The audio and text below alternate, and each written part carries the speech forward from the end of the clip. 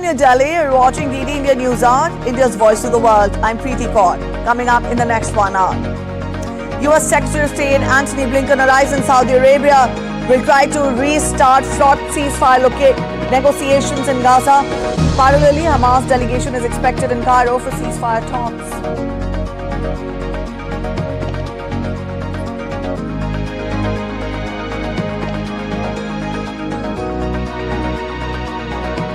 Ukraine withdraws from 3 villages as the Eastern Front worsens. Situation critical at the area of Kharkiv, Ukraine's second largest city, as Kyiv waits for new delivery of US weapons.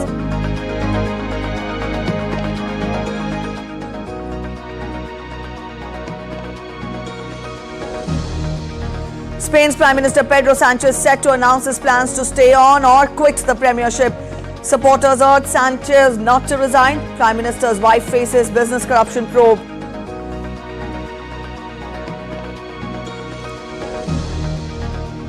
Climate change causes havoc with over a dozen tornadoes causing deaths and emergency in Oklahoma and a deadly one leaving trail of destruction in China's Guangzhou, while severe heat wave swelters people across Philippines, Bangladesh and India.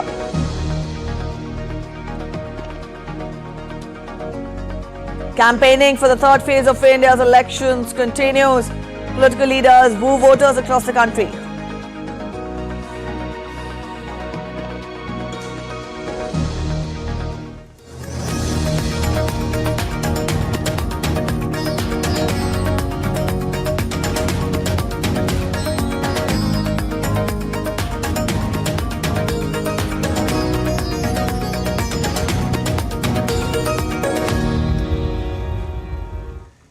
Talks on Gaza ceasefire are expected to see much development on Monday, with US Secretary of State Antony Blinken reaching Saudi Arabia to try to restart fraught Gaza ceasefire negotiations.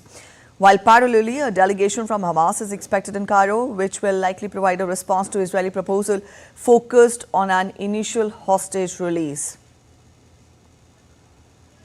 While Egyptian officials have stepped up their own efforts to mediate talks between Hamas and Israel, mediators were working on a compromise solution to answer both parties' main concerns, intended to set the stage for further negotiations to end the conflict entirely.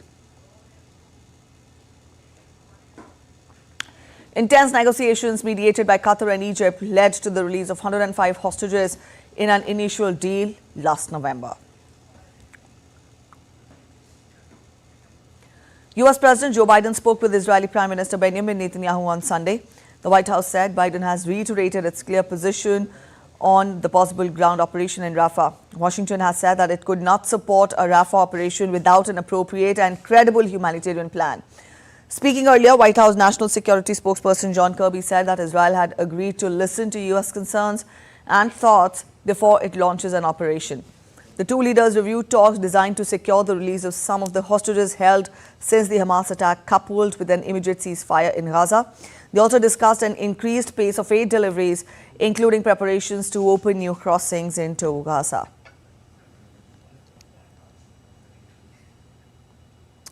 Meanwhile, the food aid organization World Central Kitchen would resume operations in Gaza on Monday. It expressed keenness on getting as much food into Gaza, including northern Gaza, as possible. The organization said 276 trucks were waiting to enter via the Rafah crossing, adding it was exploring using a maritime corridor to deliver aid. This comes less than a month after an Israeli attack killed 7 of its workers. World leaders from various sectors and industries convened at the World Economic Forum in Saudi Arabian capital Riyadh that kicked off on Sunday. The two-day meet underscores the urgency of addressing the ongoing conflicts and crisis while stressing the importance of international cooperation to achieve lasting peace. During a session on rebuilding trust at the forum, Saudi Arabia's Foreign Minister Prince Faisal bin Farhan Al Saud stressed on the need to solve the Gaza conflict once and for all.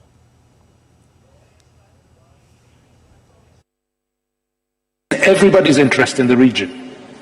Our interest, the interest of the Palestinians, the interest of the Israelis, the interest of the global community of nations, that we find a pathway to resolve this issue once and for all, because that's the only way we are going to avoid first of all, a repeat, but also we're going to avoid that the suffering that has happened on all sides happens in vain.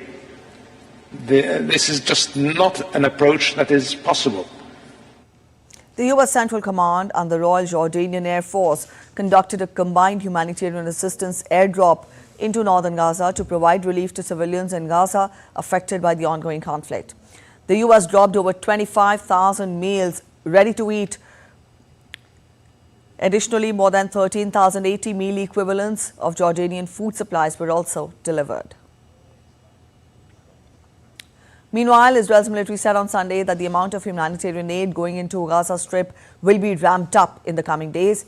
Israel's chief military spokesperson Daniel Hagari said in a statement that the aid increase is a result of using Israel's Ashdod port as well as a new crossing into northern Gaza and increased aid from Jordan and the U.S. Central Command.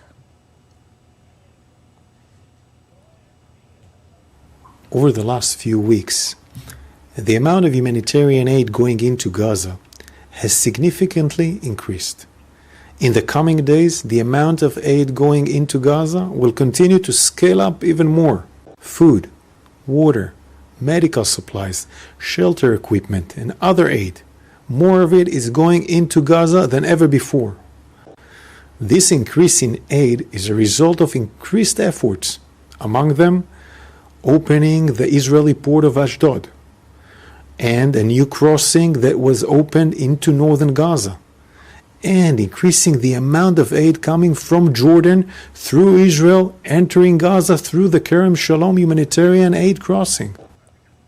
Let's turn focus to Russia-Ukraine crisis now. Fighting in eastern Ukraine has worsened, with Kiev's troops falling back to new positions in at least 3 places along the front, Ukraine's top general said on Sunday. Ukraine's top commander, Alexander Syrsky, said that his troops had taken up new positions west of 3 villages on the eastern front in order to conserve their forces. Moscow's troops have been slowly advancing since capturing the bastion town of Avdiivka, taking advantage of Ukrainian shortages of artillery shells and manpower. Syrsky said his forces were closely monitoring an increase in the number of Russian troops in the areas of Kharkiv, Ukraine's second largest city. He also added that there were signs that Russia was directly preparing for an offensive in the north of the country. Ukrainian President Volodymyr Zelensky on Sunday issued a fresh plea to the international community to hurry up and deliver more air defenses, start formal talks for his country to enter the European Union and invite Ukraine to join NATO. Zelensky said he had just spoken with U.S. House Minority Leader Hakeem Jeffries and thanked Congress for passing the aid package, but added that Ukraine was working with all partners to achieve a speed of deliveries that would allow Ukraine to maintain its positions and disrupt Russian war plans. In my conversation with Mr. Jeffries, I underscored that the Patriot systems are needed and as soon as possible. Also, our teams, Ukraine and the United States, are currently working on a bilateral security agreement. We are already working on a specific text. Our goal is to make this agreement the strongest of all. We are discussing the specific foundations of our security and cooperation. We are also working on establishing specific levels of support for this year and for the next 10 years. On entry to the European Union, Zelensky said that Ukraine had met all the conditions for accession talks to start. We remember what this year should bring us in the political sense. This includes the results with the European Union. Ukraine has fulfilled all the necessary conditions for the actual start of accession negotiations, and now the European Union side must fulfill its obligations. North Korea on Monday criticized the United States for supplying long-range missiles to Ukraine. In a statement, North Korea's defense ministry said on Sunday that the U.S. has secretly supplied long-range missiles to Ukraine, sparking of uneasiness and concern of the international community. Military ties between Pyongyang and Moscow are growing, which the U.S. and its allies see as escalating tensions in the Korean peninsula.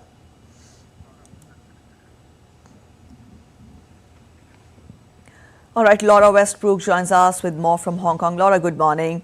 Let us get more details from you on North Korea's defense ministry. What did it have to say?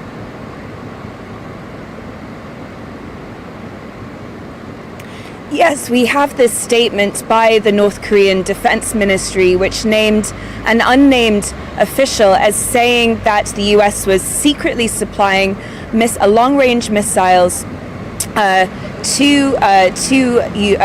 Ukraine, and that's really the language from this statement is something that is interesting. He called it a mean policy and said that even though the US was supplying these long-range ballistic missiles to Ukraine, that it wasn't going to turn the tide of the war, and also calling the Russian army heroic. So really what this shows is how close Russia and North Korea are becoming, and it shows the increasing closeness of the ties of these two countries. Also, it comes last week, the White House confirmed that a significant number of ballistic missiles were being sent to Ukraine, and this is part of a $1 billion aid package that was passed and signed into law last week. That was 6 months delayed. That was much delayed. And also, we must not forget that Russia is using North Korean ballistic missiles in their war against Ukraine. All right, this aspect has also been highlighted by US, and the growing proximity between North Korea and Russia has been an issue of concern.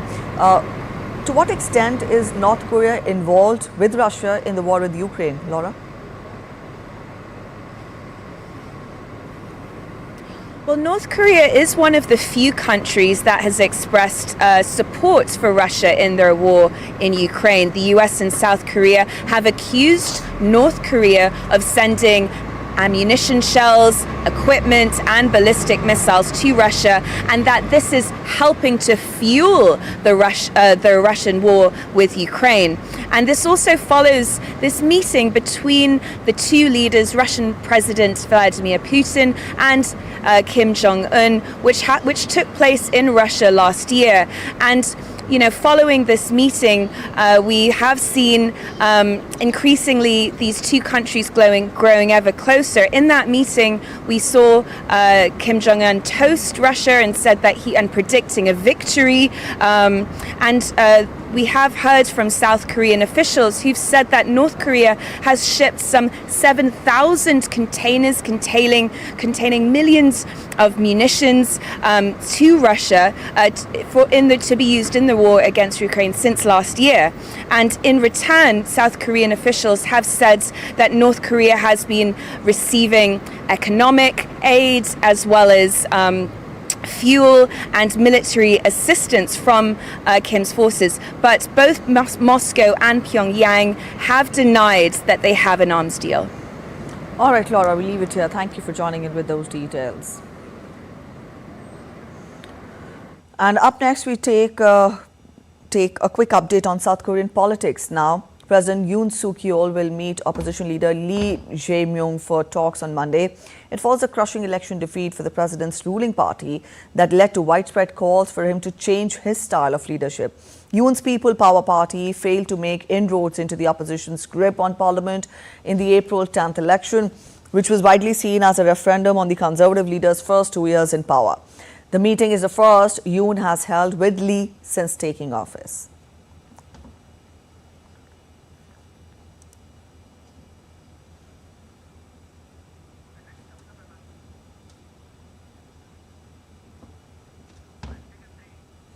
You're watching DD India News Hour. We're heading for a short break, but after the break, two-day G7 ministers meeting on climate, energy and environment begins in Italy's Turin with ways to phase out coal in focus. Thousands of Georgians protest against a bill on foreign agents, even as Georgia's parliament readies to hold the bill's second reading on Tuesday. SpaceX 30th Dragon robotic cargo ship expected to return to Earth off the coast of Florida on Tuesday.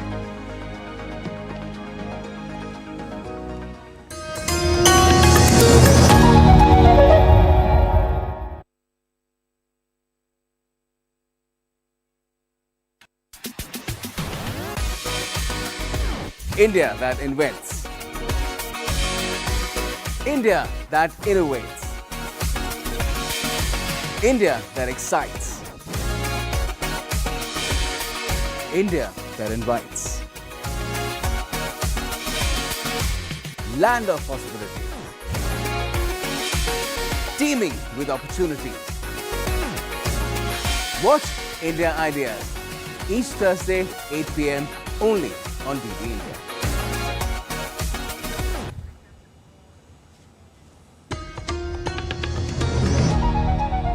Welcome back after the break. You're watching DD India News Hour. Let's get to more international updates. At least 4 people died, including a 4-month-old baby, and several others were injured in Oklahoma this weekend after dozens of twisters swept through the U.S. southern plains.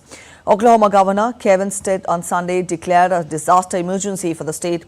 Storm warnings for high winds, heavy rain and hail were issued by the National Weather Service for more than 47 million people, stretching from East Texas north through Illinois and Wisconsin.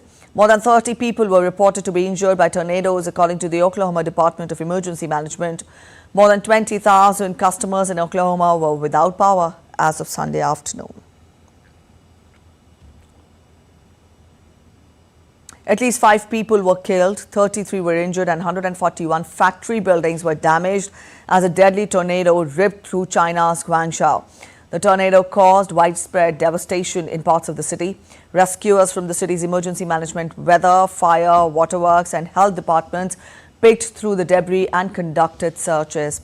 Earlier this week, China's Guangdong province was hit by torrential rains, which caused serious flooding and killed 4 people.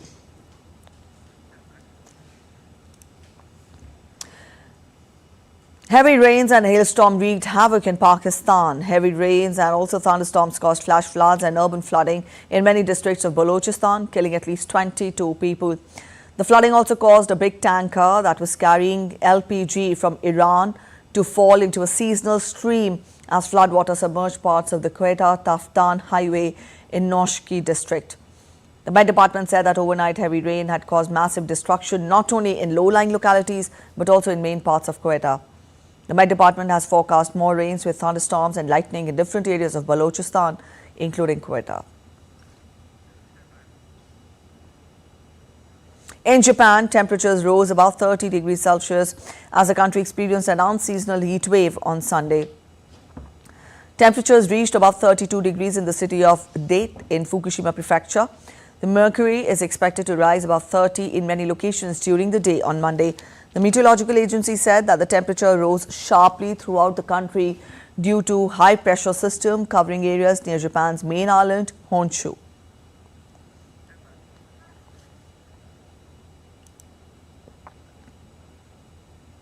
A scorching heat wave across the Philippines saw temperatures hitting 50 degrees Celsius on Sunday. Soaring temperatures have prompted authorities to suspend in-person classes in thousands of schools till the 30th of April. The El Nino weather phenomena has intensified the heat in the nation in the summer months of March to May. The unrelenting heat wave is not expected to dissipate and has a 50% chance of intensifying in the coming days. The Bangladesh Meteorological Department on Sunday issued a countrywide third-phase heat wave alert for the next 3 days amid severe heat wave in the country. The country's weather service said that the heat wave is likely to continue till Tuesday morning. Earlier, the department had issued a 72-hour heat wave alert during its second phase on Thursday.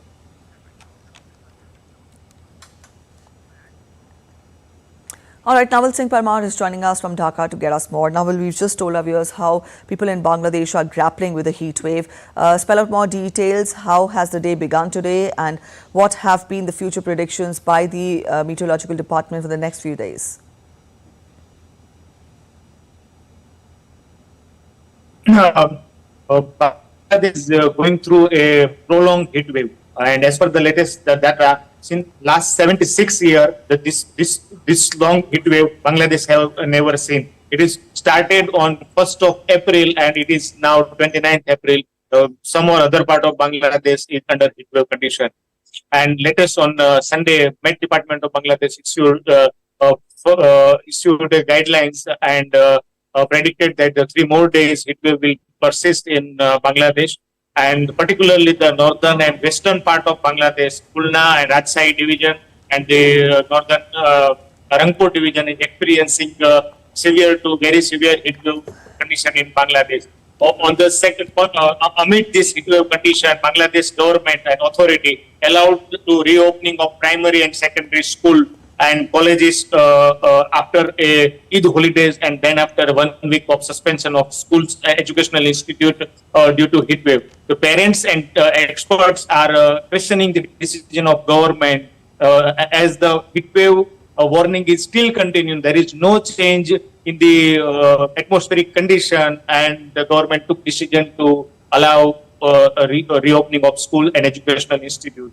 Yesterday, there were many students who feel heat wave shock and they got ill, they feel dehydration, and some this type of cases increased due to reopening of the school.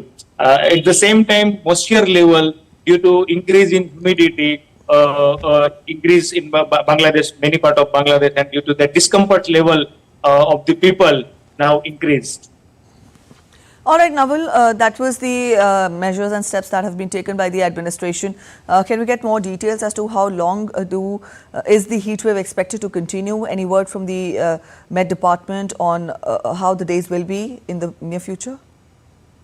Yes, this warning is for up to Tuesday morning, because 72 hours extended of heat wave warning. But at the same time, Met Department of Bangladesh said that the month of May, with the highest temperature of this season will be recorded in month of May. So it is from that message of Met Department we can make out that the heat wave may continue. Not in entire Bangladesh, maybe western part of Bangladesh and north part of Bangladesh, because Chittagong and Sylhet division, there is heat wave, temperature is low compared to the other part of Bangladesh. But in May, up to May, there is chances that the up to mid of May, this heat wave condition may persist in Bangladesh.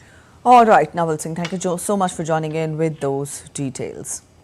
And from Bangladesh, let's turn focus to India now. The India Meteorological Department has reiterated its warnings about the heat wave, which will be holding several states in its grip. The IMD has issued a red alert for Odisha and West Bengal, an orange alert for Bihar and Jharkhand, and a yellow alert for eastern Uttar Pradesh and northern parts of Kerala.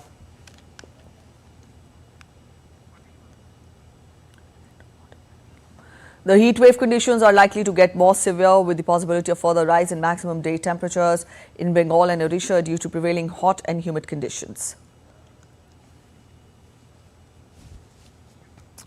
The residents of Delhi NCR got a little respite from the scorching heat after Friday's spell of rainfall brought down the maximum temperature. But IMD has further predicted that the maximum temperature will cross 40 degrees Celsius mark again by Monday.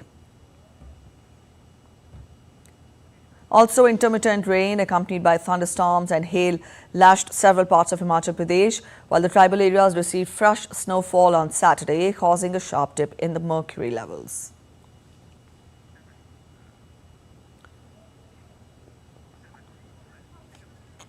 Amid high temperatures in the country, people are resorting to earthen pots to quench their water thirst. During this period, markets for traditional clay pots, jugs and other utensils have also been established in rural and urban areas.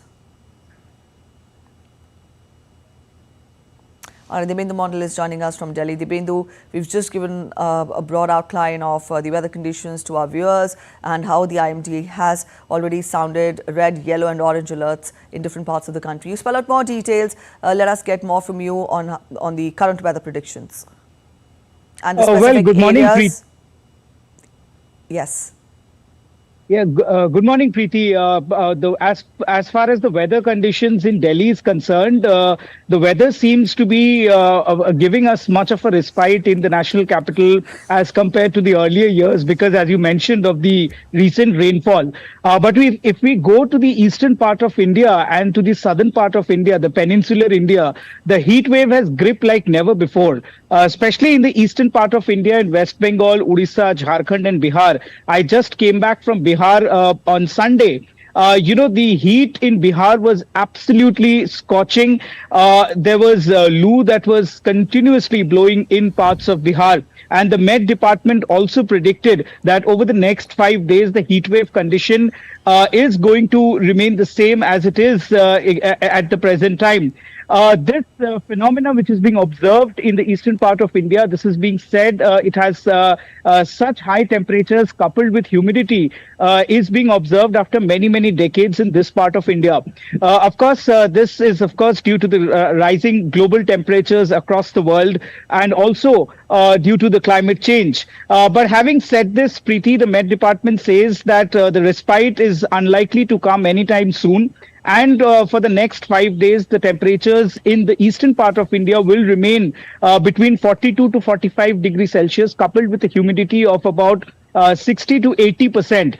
So the humidity in the atmosphere also increases the feels-like temperature of the regions. Of course, you can understand the difficulty of people who have to move out of their house, especially during an election season where the political leaders are campaigning, as well as voters going out to vote in such massive heat conditions. The Met Department has also issued red alert, orange alert for the eastern region of India. As far as the southern part of India, the peninsular India is concerned, similar temperatures are being observed even there, and the maximum temperatures in this part of India would also be between 40 to 45 degrees Celsius is what the Met Department is predicting. Remember, Preeti, this is just April. We're just a day ahead of the month of May, where the temperatures in India across both the peninsular as well as the Gangetic Plain keeps increasing in the month of May. However, the Met Department has not predicted any drastic rainfall as of now. Back to you, Preeti. All right, Dibendra, we leave it here. So the heat wave is expected to continue for the next few days as well. Thank you for joining in with those details. And in other news, the two-day G7 ministers meeting on climate, energy and environment will begin today in Turin in Italy, which heads the G7 rotating presidency this year, currently plans to turn off its coal power plants by 2025. Now, the country is pushing for an agreement among the group of 7 wealthy nations to set a target date for the phase-out of coal in power generation diplomatically. An agreement on this would be one step in the direction indicated by COP28 United Nations Climate Summit in Dubai last year. Spain's Prime Minister Pedro Sanchez is expected to announce his decision to step down for a few days on Monday after a court launched a business corruption probe into his wife's private dealings. Meanwhile, thousands of Socialist Party supporters marched on Sunday in Madrid, urging Prime Minister Sanchez to stay on. Protesters gathered in front of Spanish Parliament, waved flags and chanted, "Pedro, don't give up." Sanchez denies the allegations made against his wife, Bigona Gomez.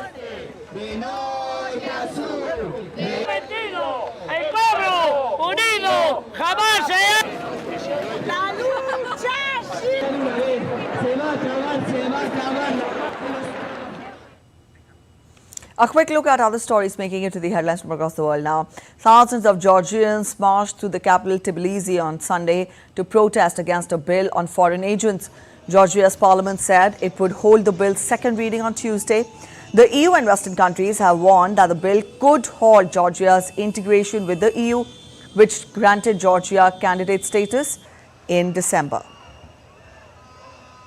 Haiti's Transition Council will vote for the country's next president on Tuesday as part of the efforts to bring the Caribbean country under control amid rampant gang violence. The transitional government's mandate runs until February 2026, by when there are slated to be elections and cannot be renewed. The Republic of Ireland is looking to send asylum seekers back to the UK as it faces influx over the border with Northern Ireland. Ireland's Minister of Justice, Helen McEntee, is expected to discuss a new returns policy with British Home Secretary James Cleverly in London on Monday. The threat of deportation to Rwanda is causing migrants to head for Ireland instead of staying in Britain. SpaceX's 30th Dragon robotic cargo ship that separated from the International Space Station on Sunday is expected to return to Earth off the coast of Florida on Tuesday.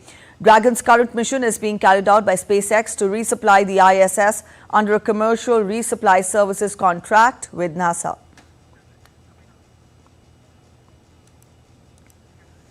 We're heading for a short break. You're watching DD India News Hour. But after the break, the Indian diaspora in the UK hold Run for Modi event showcasing support for ruling Bharatiya Janata Party and Prime Minister Narendra Modi.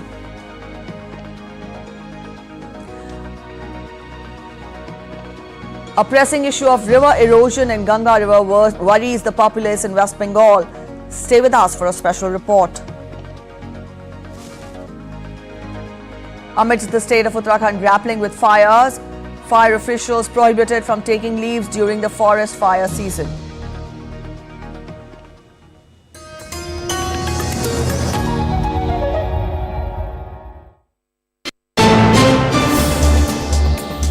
Voice of a rising aspirational world. Stories of challenges, struggles and accomplishment. A world battling conflict, hunger and poverty. Embracing growth, development, science and technology. A voice of progress, a voice of unity. Watch Voice of the Global South with me, Akshay Dongre, only on DD India.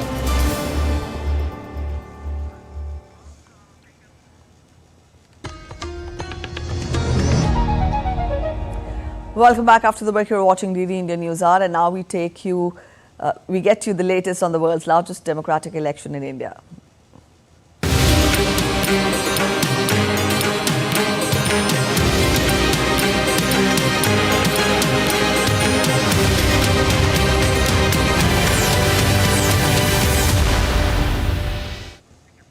As India prepares for the third phase of its general elections, campaigning gains steam on Monday. Voting will be held in 93 parliamentary seats in this phase on May 7th.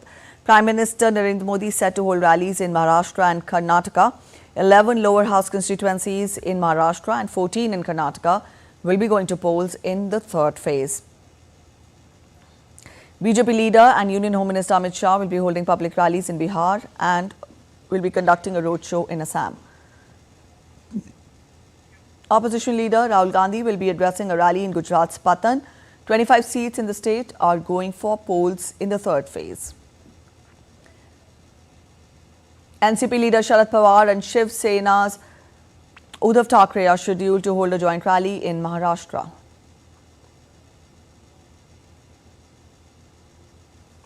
Prominent leaders, including BJP leaders and union ministers Rajnath Singh and Smriti Irani, will be filing their nomination papers. Rajnath Singh will be seeking a third term from Lucknow seat in Uttar Pradesh, while Smriti Irani will be filing nomination papers from Amethi, where she is a sitting member of parliament.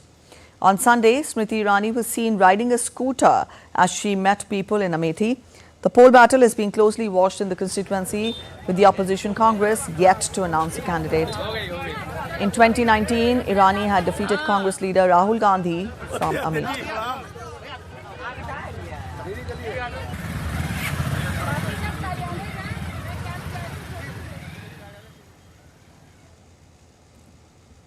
All right, Shishir Shelar is joining us from Pune. Shishir, the nation is ready for the third phase of polls on May 7th, and we see political leaders are crisscrossing states to woo the voters. But then when we talk of these specific 11 constituencies which will go to polls on May 7th, get us a gist of the political contest in these constituencies, and also how crucial are these 11 constituencies going to polls politically? Well, absolutely, Preeti. The third phase is very important from Maharashtra's perspective, because the third phase actually cover the Western Maharashtra region and the Konkan region. Especially if you talk about the Western Maharashtra region, then obviously we have seen since last many years that Congress and NCP has a very good stronghold on the Western Maharashtra region. But since last 4 to 5 years or maybe 10 years in span, we have seen here that the BJP is also gaining momentum, and that's the reason it's a tussle between the Congress, NCP and the BJP, and of course the Shiv Sena Shinde party and the Ajit Pawar NCP party also. So this time around it's absolutely fierce battle, because the battle has reached to the houses, and that's the reason one of the important constituency, Baramati constituency, if you talk about, probably it's a fight between the family person itself, and that's the reason it's not just a political battle. Now it also turned into a family battle as well, because we have seen here that Supriya Sule, the daughter of former Union Minister Sharad Pawar, is contesting from the India Alliance, and of course course, against him, we have seen here that Ajit Pawar's wife, Sunitra Pawar, is actually contesting from the NDA alliance, and that's the reason this one particular seat is absolutely all the eyes set on this particular battle here. The other important seats also include the Kolhapur seat and the Satara seat, because both the seats represented by by the princely leaders here, because Udayan Raje is contesting from the BJP side in Satara, whereas Chhatrapati Shahu Maharaj is contesting in Kolhapur, and that's the reason these two seats are also equally important. Well, the third important Congress bastion is, of course, the Solapur and Latur, because Latur once known for former Maharashtra Chief Minister Vilas Rao Deshmukh, and of course Sushil Kumar Shinde belongs to Solapur. So these two regions actually once had a very good hold of Congress, but right now we see that the BJP is trying to gather momentum in both the seats here, the Solapur also and the Latur also. So obviously it's a fierce battle between BJP also and the India alliance member, and keeping that in mind, the Prime Minister is in Western Maharashtra. He'll be conducting almost 6 rallies starting from today. Today he'll be addressing 3 rallies. Again tomorrow he'll be addressing 3 rallies in the same entire region. So we can understand that how important this particular region is when the Prime Minister will be here and addressing 6 rallies.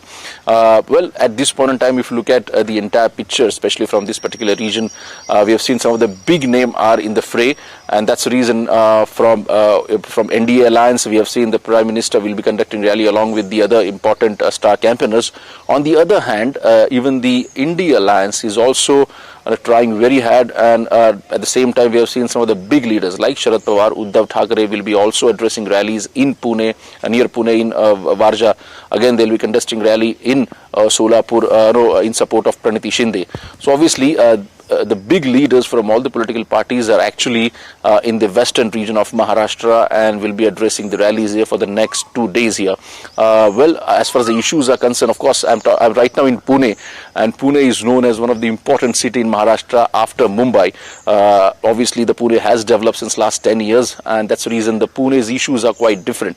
Well, currently, Pune is represented by the BJP also, because last time we have seen the BJP MP, the late Girish Papat, contested the election and he won the seats with a huge margin here, and that's the reason even this time around BJP want to repeat their performance like last time. That's the reason Prime Minister will also be addressing rally in Pune. At the same time, all the star campaigners are based in Pune as well. So that is an important aspect. On the other hand, as I told you, that Pune has developed a lot, and that's the reason any issues that any metropolis city face, the same kind of issues are faced by the Punekars, and obviously they're looking forward that how their political representation will address those issues. For example, best connectivity, better water supply, best sanitation. These are the basic amenities that probably Punekar require at this point in time. Obviously, the work has been done on this since last 10 years, but as the Pune develops, it demands more. All right, Shishir, we leave it here. So the state is bracing up for the third phase of polling on May 7th. Thank you for joining in with that detailed analysis. The Election Commission of India on Monday issued a notification for the 6th phase of Lok Sabha polls. 57 constituencies will go to polls in this phase, which will be held on May 25th. May 6th is the last date for filing of nominations, while May 9th is the last date for withdrawal of candidature. The Indian diaspora in the United Kingdom showcased support for the ruling Bharatiya Janata Party and Prime Minister Narendra Modi. Tagged as Run for Modi, the event took the form of a leisurely walk, symbolizing solidarity and support for Prime Minister Narendra Modi's re-election campaign. The Indian community in the UK showcased unwavering support for BJP and Prime Minister Modi, turning the event into a resounding success. With more than 500 enthusiastic participants joining in the walk, the scenic route commenced from Westminster Pier, traversing through the heart of London and culminating at the iconic Tower Bridge.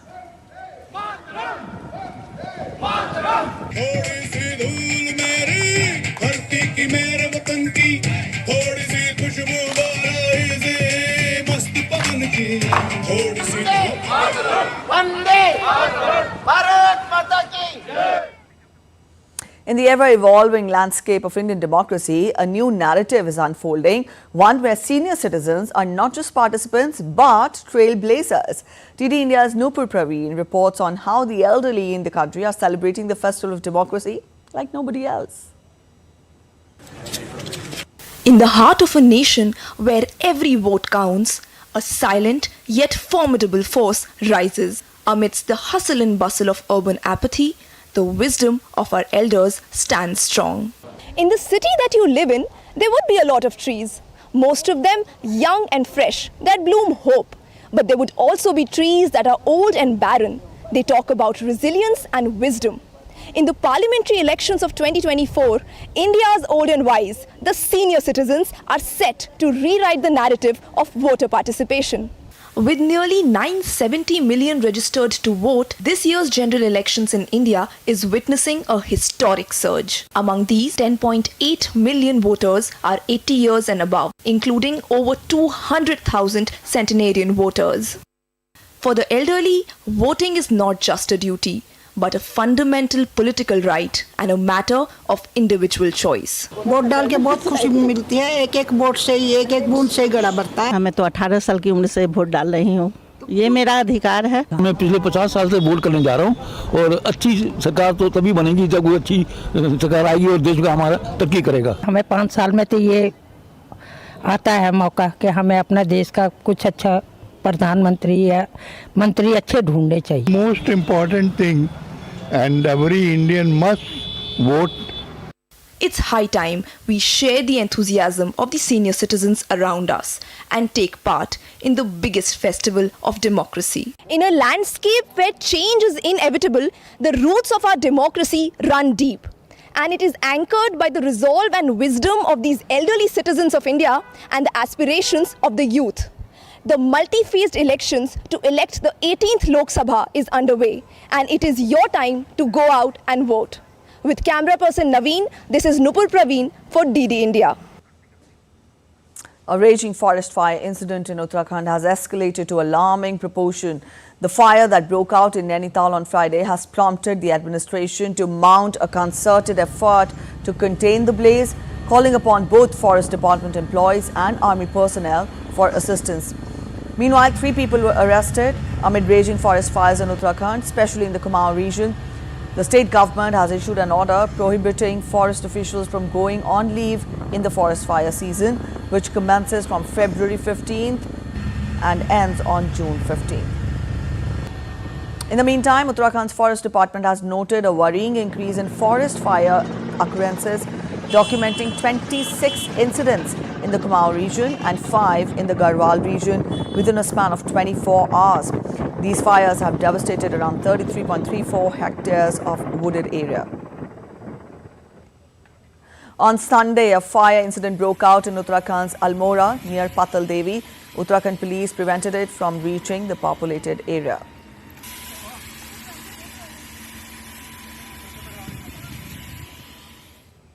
A quick look at other stories making it to the headlines from across India now. Search operation is underway in Basantgarh area of Udhampur district in Indian Union Territory of Jammu and Kashmir after a village defence guard of Jammu and Kashmir police lost his life in the firing incident between police and terrorists. The area has been cordoned off and an intensive search operation is being conducted by the security forces.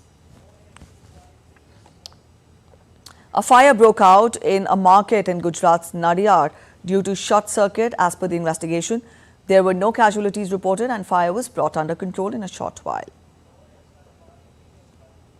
The Indian Air Force airlifted responding to an urgent request for casualty evacuation of 2 critically ill patients from Leh to Chandigarh for treatment.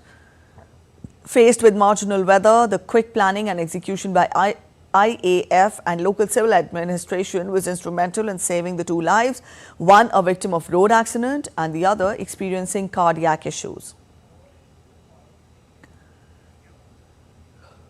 Several people will now benefit after the connection of rail network between 2 regions of India's Bihar, that is Mithila and Koshi. Residents expressed their happiness, stating that the travel time will now be reduced by almost 1.5 hours. We're heading for a short break, but after the break, India emerges as a prospective supporter for Nigeria as the African nation looks forward to Indian investments in the pharmaceutical sector. Carlos Alcaraz cruises to 4th round of Madrid Open as he seeks Masters 1000 crown for the 3rd time in a row. An Olympic flame passes through the majestic Corinth Canal on its way to France for the Paris 2024 Olympics.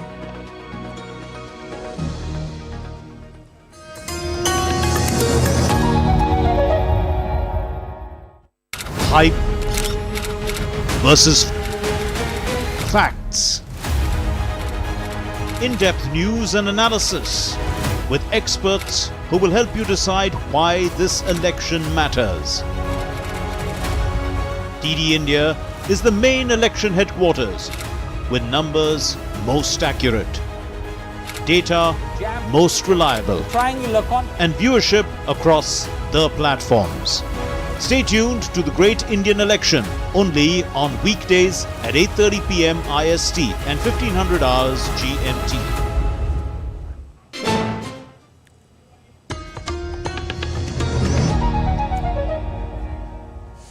Welcome back after the break. You're watching DD India News Hour. And Nigeria is turning to Indian pharmaceutical companies for investment in the country following the exit of some multinationals from the industry. Medical personnel said their exit has led to a surge in the price of medicines and the saturation of fake drugs in the market. But they also said that it presents a gap for India to fill, a country which has been a medical destination choice for many Nigerians. Correspondent Tesem Akande reports on this. Yakubu Gyang had an accident last year that almost took his life. He survived after he was rushed to India for medical attention. For all the drugs I took, you could see the effect immediately, walking, and you could feel the effect. I think I even had to bring some drugs over, paracetamol. Just a dose of it is enough for you to get whatever you're looking for. You relax, you know that the drugs are good. Gyang is among an estimated 40,000 Nigerians who visit India annually for medical treatment, according to the Indian High Commission in Nigeria. His country has for years relied on pharmaceutical products from multinational companies. But some of the companies are leaving the country, saying the business environment is unfriendly. Last year, UK-based pharmaceutical company GlaxoSmithKline and French pharmaceutical multinational Sanofi both announced their withdrawal from Nigeria. They are among other companies that have wound up operations in the country. Health experts say the situation has led to counterfeit drugs in the market and a sharp rise in the cost of medicines, some soaring by over 1,000%. You have a lot of people who are dying because they can't afford their basic medication. That's happening even as we speak. Medical workers say there are therefore opportunities for Indian investments in the pharmaceutical industry in Nigeria and are calling on the Nigerian government to make the investment environment friendly. If these people can come in and make the drugs cheaper, but then we're able to get value for our money, patients are able to get medications and it works for them, why not? By all means, we welcome them. The government says it is streamlining taxation, improving power supply, and addressing other concerns to encourage investments from places like India. Tesem Akande in Jos, reporting for DD India. The Japanese yen surged 5 yen against the dollar in Asian trading on Monday after the currency fell to a fresh 34-year low earlier in the day. The dollar fell sharply to 155.25 yen from as high as 160.24. Trading was weakened by a holiday in Japan and attempts by traders to test key levels and stop loss orders in a nervous market. Also, markets are on guard for any intervention by Japanese authorities to contain the yen's nearly 11% fall this year. Meanwhile, the Federal Reserve's May 1st policy review is the prime focus for the markets this week. Investors are already anticipating a delay in its rate cut after a batch of sticky U.S. inflation, and its officials, including the chair Jerome Powell, emphasized even those plans are dependent on data. The Fed is seen holding its benchmark interest rate steady at 5.25% to 5.5% at April 30th and May 1st meeting. Investors now see perhaps only a single cut this year, currently anticipated by November. On to sports now, talking of tennis first. Then Carlos Alcaraz eased past Brazil's Thiago Wild for 6-3, 6-3 to reach the fourth round of the Madrid Open. Alcaraz won 87% of his first serve points on his way to securing a second victory of the clay court season. Next up for the world number 3 is a rematch with last year's losing finalist Jean-Lennard Struff, as Alcaraz seeks to become the first player to win the Masters 1000 crown in the Spanish capital 3 straight times. Also, 12-seed Taylor Fritz advanced with ease, dispatching Argentina's Sebastian Baez for 6-2, 6-3 to set up a fourth-round contest with 8th seed Paul Hubert Hurkacz. Second seed Aryna Sabalenka advanced after a tougher-than-expected 3-set fight from 13-year-old Robin Montgomery at the Madrid Open. Sabalenka needed 2 hours and 29 minutes to defeat American Montgomery 6-1, 6-7, 6-4 and advanced to the round of 16 matchup with number 13 seed Danielle Collins. Collins extended her career-best run of consecutive victories to 15 with a 3-6, 6-4, 6-1 win over Romania's Jacqueline Christian.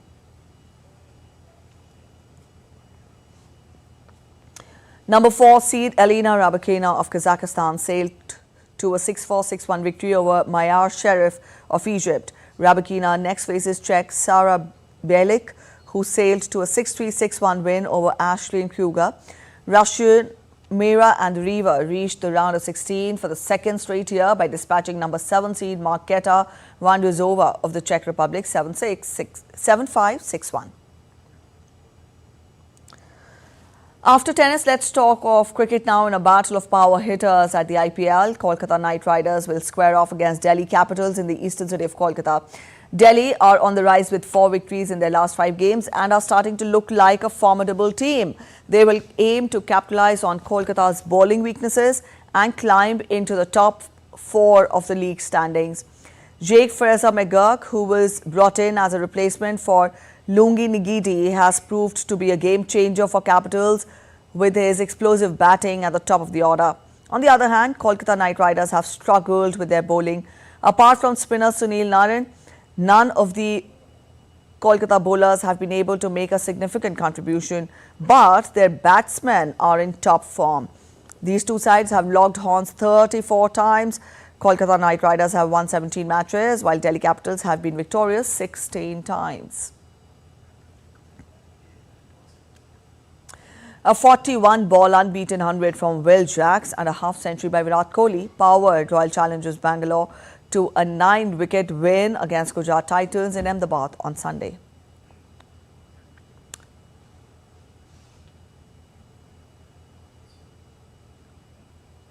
Chasing 201, RCB lost captain Faf 2 places early, but Kohli and Jacks ensured that there were no further hiccups. They guided their team to a memorable win and Bengaluru run down the target with 4 overs to spare. Virat Kohli's unbeaten 70 off 44 balls led the charge before a blitz from Will Jacks, who completed his maiden IPL ton on the last ball. Earlier, Sai Sudarshan's explosive 84-run knock and Shah Rukh Khan's maiden IPL half-century boosted Gujarat Titans' score to 200 for 3 in 20 overs, but it proved to be too little at the end. In another match, Chennai Super Kings captain Ruturaj Gaikwad and pacer Tushar Deshpande set up a commanding 78-run win over Sunrisers Hyderabad in Chennai on Sunday. After being invited to bat, Gaikwad's 98 off 54 ball powered Chennai to a formidable 212 for 3. He was supported by Daryl Mitchell, who contributed 52 off 32 balls, while Shivam Dubey added an unbeaten 39 off 20 balls to push Chennai's score past the 200 mark. In reply, Sunrisers stuttered from the beginning after Tushar Deshpande's triple strikes in the power play. Travis Head and Abhishek Sharma made an explosive beginning, but Deshpande came back strongly to remove Head and Anmolpreet Singh off the successive deliveries. In the next over, Deshpande dismissed Abhishek to rattle the visitors. They could not recover from the early jolts and the subsequent pressure in the middle overs. Ultimately, they were bowled out for 134 in 18.5 overs. This win ended Chennai's 2-game losing streak.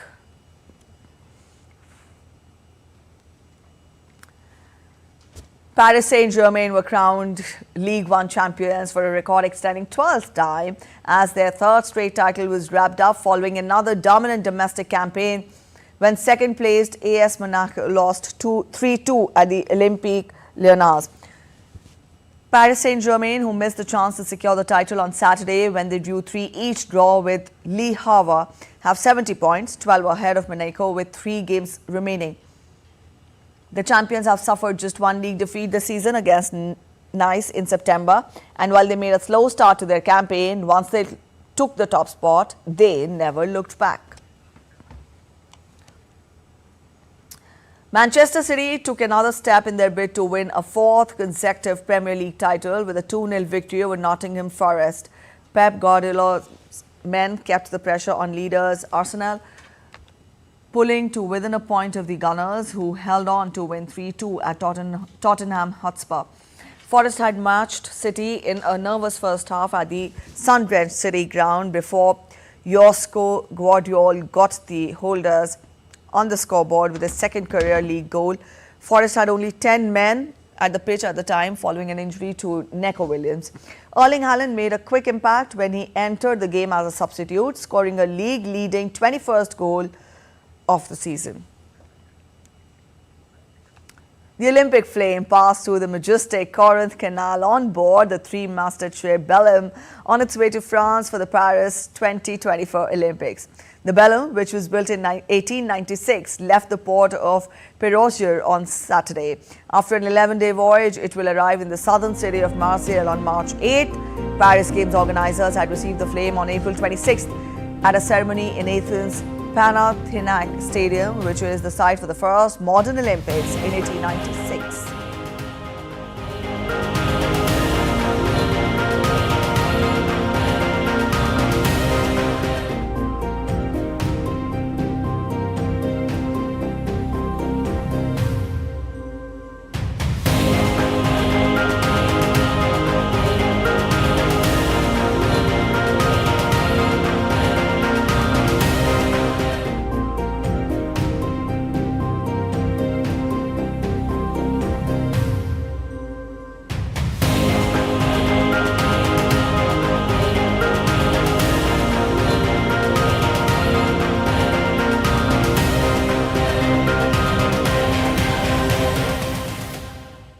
All right, with those majestic visuals, we end this edition of DD India News Hour. But let us know your thoughts on the news of the day. For those on the go, you can get all the latest news and updates from India and across the world on DD India mobile app. The app is available on both Android and iOS platforms. Scan the QR code on the screen to download now. We'll be back with more news as it breaks here on DD India. I'm Preeti Kaur signing off, and from all of us here in Delhi, thanks for watching DD India News Hour.